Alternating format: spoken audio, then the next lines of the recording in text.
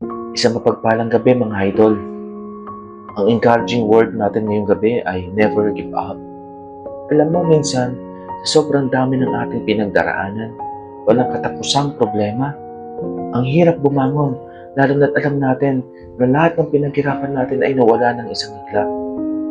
Pero naisipalala ng Panginoon na hindi pa natatapos ang kwento mo. Kaya tayong buhay ng Panginoon pira-piraso.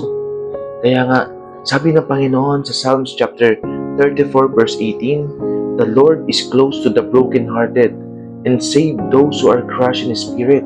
Ibig sabihin, kahit sa pinakamasakit, kahit sa pinakamadilim nating mga araw, hindi tayo iniiwan ng Panginoon.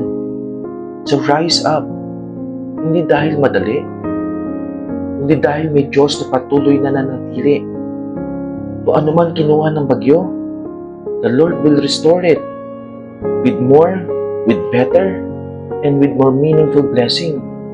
God is our strength. Keep going.